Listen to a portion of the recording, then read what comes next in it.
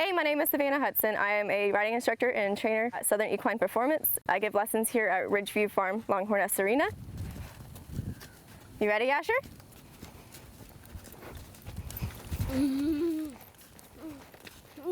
Awesome. Donna gave lessons here for about 35 or 40 years. I took lessons with her for 10, and I was actually planning on going to vet school until I was like 18.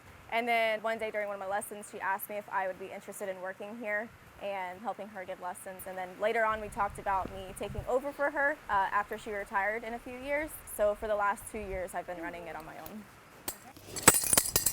Whenever she offered me that position, I had never even thought about training horses or giving lessons or being a coach or anything like that. The opportunity was amazing, honestly, and I couldn't have asked for a better person to teach me and mentor me. And I just love this place. It's beautiful, and it's one of my favorite places to be. I'm here on my day off, so it's gotta be, right? If you ask me what I do on Friday nights, I'm out here riding until 10 o'clock. Whenever we get here, we put feed in the stalls, and then the horses just run into the barn.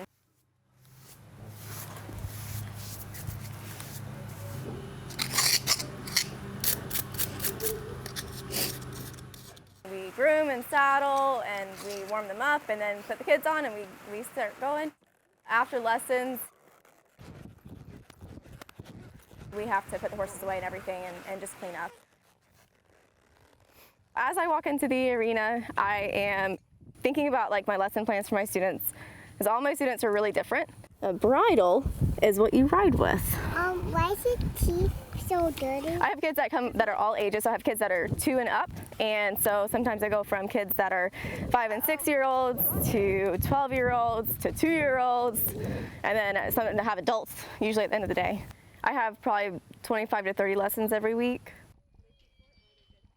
That's your stirrup, and then left hand. Stirrup? That's what you're putting your foot in, and then whenever I plan my lessons, your eyes up. It doesn't really matter who comes in what order. I just kind of go based on the horses that I have and the students that sign up. Sometimes I give them an option of what horse they want to use, and sometimes I decide for them based on what I want them to work on. Especially if they had a difficult lesson before, I'll make them choose the harder horse, the one that they had the difficulty with, and make them work their way through it.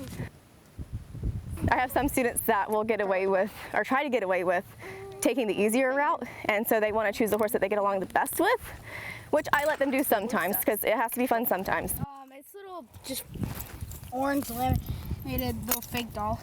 There's that Wii. Come on, hop down. You can do it. Donna taught me kind of how to think through those situations, and that's my goal with my students. How's your horses at home? But sometimes, whenever those things take some time, it's kind of how am I going to get through this, you know?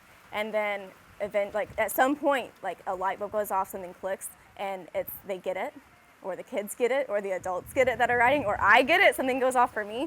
And it's just the best feeling in the world whenever you have those successes and you say that all my work that I've put in for the last 14 years is finally paying off.